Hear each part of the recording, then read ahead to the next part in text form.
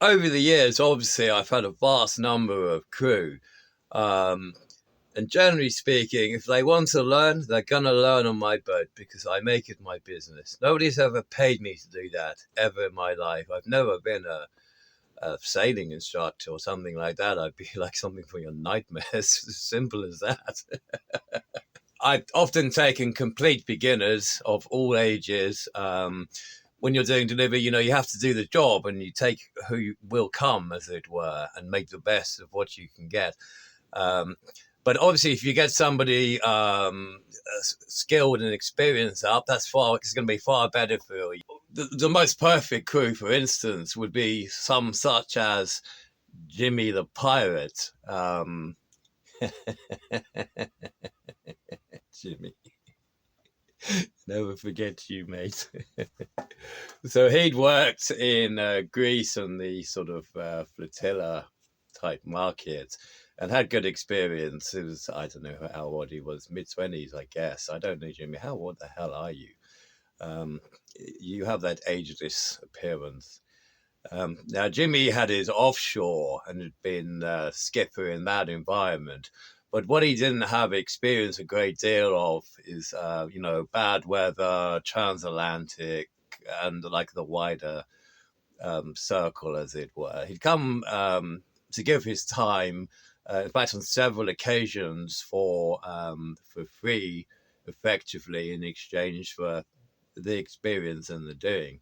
But obviously, somebody like that, I have all the time in the universe. There's simply nothing I would not give and invest to somebody who takes that view that they've got their pieces of paper and they've done it, but they know that they don't know it all.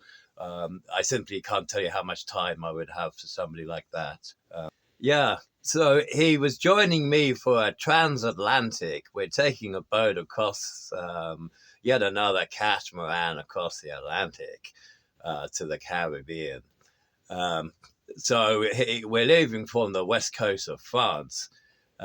He's several days late arriving because he'd met a girl on the train in Paris, and that was a few days delay. When he arrived, there was another one, and that slowed us down too. But eventually, we got to depart, and we made it to the northwest coast of Spain, La Coruna.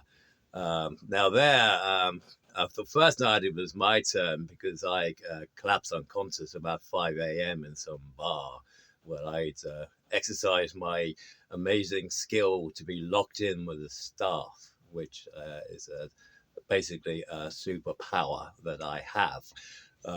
So as it was my turn, I found my way home the next day. But the next day after that and the following 3 days, I believe he might have been in Madrid or somewhere like that with some girl that he'd missed again.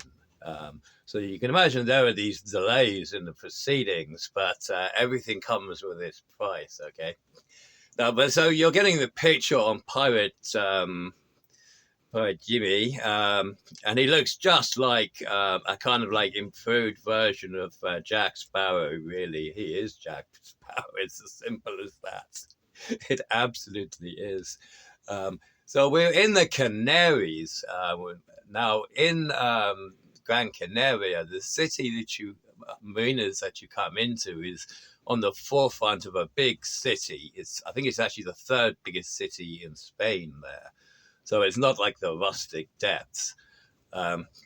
So we're in the big marina there, and there's another catamaran of the same company under delivery that we encountered. So I believe it was the last night there. We'd been there a few days, and we're just getting ready to leave the next day for the actual departure across the Atlantic, and all preparation is ready, and all these kind of things. I didn't want a night out. I was getting I'd probably been playing my game of Forge on Fire, I believe. Now, so he went out with the crew from the other member of my crew, and the crew of the other crew went out for a big pub nearby. Now, it's packed out, and they've gone for drinks. So they've all come in together. By the time they've all been to the bar, the others, and had a beer, Jimmy's already gone, because he's met two young African ladies of to his liking, and fixed up, and he's off immediately. He hasn't even had a beer yet. Okay. So Jimmy suddenly disappeared, but nobody blinks an eyelid in the slightest.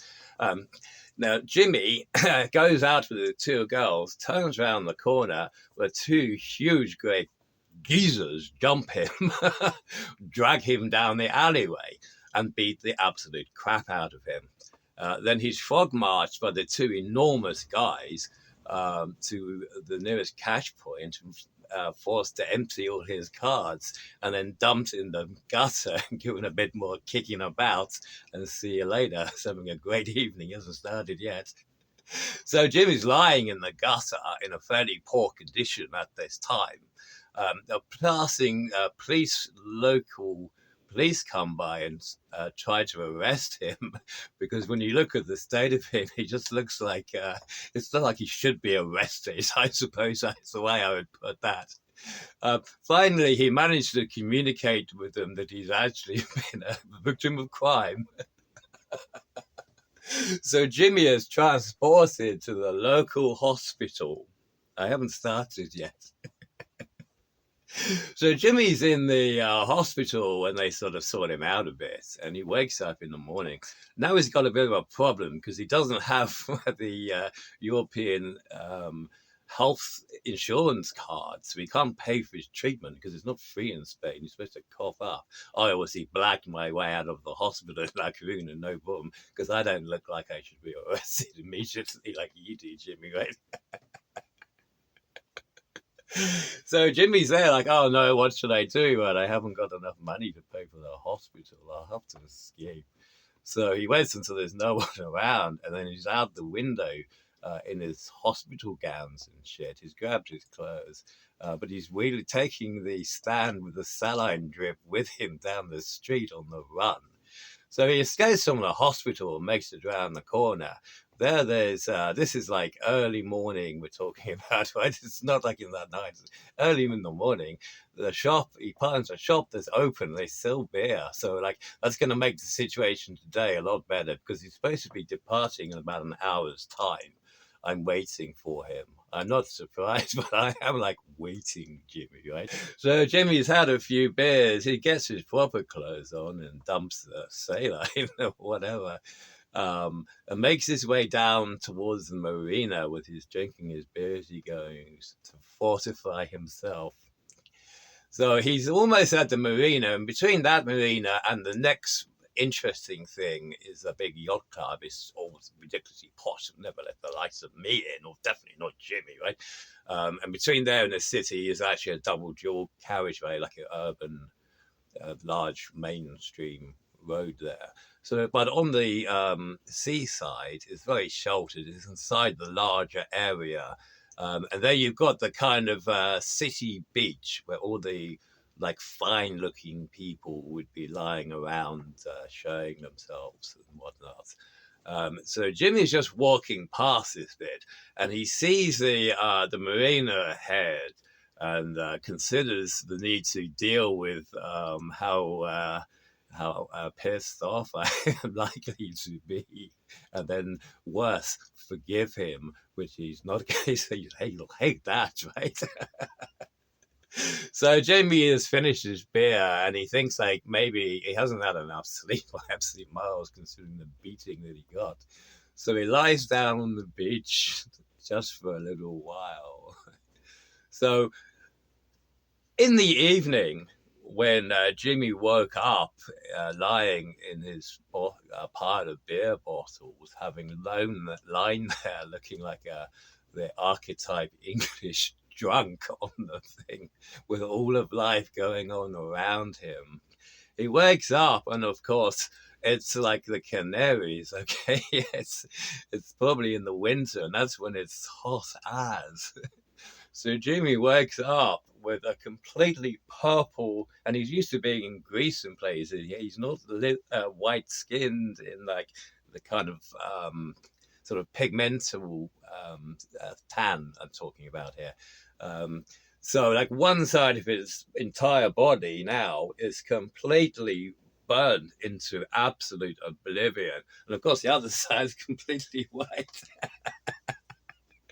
So I come back, and he turns up in this condition, and he can barely bend his body whatsoever. So obviously I force him to tell me the story because he's only like an entire day late by now. And he said, "Oh no, I'll tell you now." And I said, "Oh, tell me now and make it good." And off we went. But all my trips with Jimmy were simply, amongst other great people that I've had in my time. The actual sailing was as easy as the whole thing could possibly be. And Jimmy now has his own really beautiful charter boat. Tell us what it's called, Jimmy, because I don't have a memory anymore. Off the beaten tack. That's what he's called. His company is Off the Beaten Tack.